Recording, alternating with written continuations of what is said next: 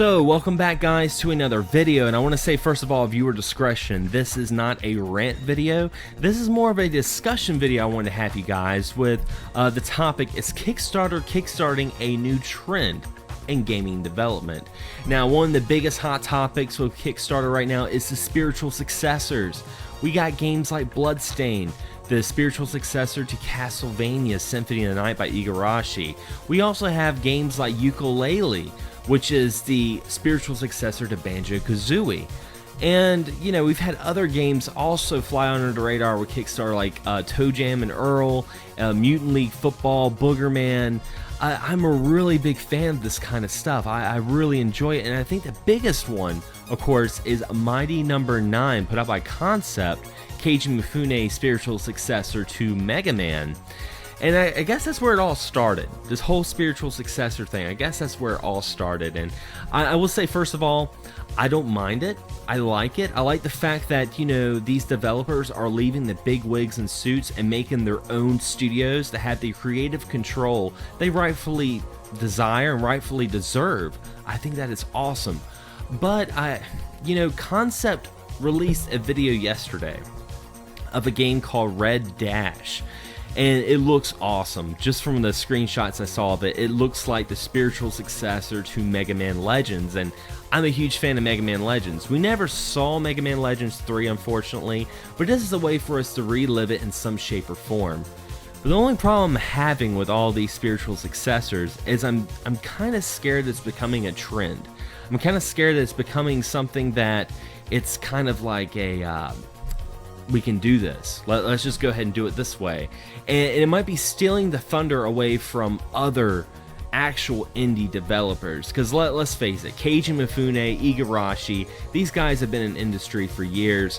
Do they really need a Kickstarter? That's up for debate. I mean, while I enjoy Kickstarter, it is a more than black and white situation. There's always shades of gray, and especially with Mighty Number 9. Mighty Number 9 made so much money, and then they decided to open up another backing for voice acting, you know, asking for more money, which I wasn't too happy with. I was kind of like, that's very Capcom-ish, honestly. I was kind of not happy with that, but regardless, I did back Mighty Number 9. I cannot wait till September to finally play it. I'm really excited for it. But yeah, this is definitely something I want to ask you guys. I feel like, you know, this is like a new trend. This is something that's coming out. And even, I'll leave a link below to a news article I found where Sony, of all companies, is actually going to be having a crowdfunding program for future products. That's Sony.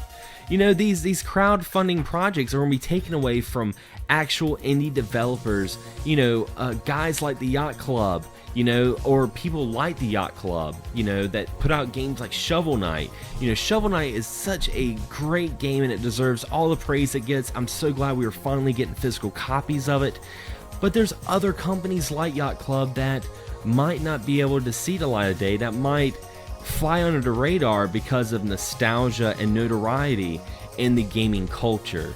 So I don't know, man. It's one of those things. When I saw Red Dash, I'm like, man, I hope this is not another Kickstarter by Concept. I mean, to me right now, I think Concept has enough under their table with the gaming culture. They don't really need it. They don't really need a Kickstarter right now. You know, they're already helping develop a new IP for Xbox One. Let's leave it for the little guys. Let's let the little guys get a little bit more in there. I want some new blood in the gaming world, you know. And unfortunately, some of these guys might not see it because of, you know, these big games. But what's your thoughts on this, guys? Definitely leave a link below. Let me know what you guys think. And then again, Red Dash might not be a Kickstarter. We're just gonna find out more information a little bit later on, and I'm definitely gonna be looking forward to it. And if you guys want to know more about gaming news and the now, my views on the subject, be sure to check out Excess Gaming Podcast, my audio podcast with James Gruesome. You can subscribe to us on podomatic.com or on iTunes. I'll have a link to that description below as well. And remember, guys, If you guys check us out on iTunes, be sure to leave a review. That really helps the podcast out. And we're going to be talking all about this in the next episode. We're recording probably tomorrow. And we're also going to be talking about the Sega Master System as well. So a little bit of the old, a little bit of new.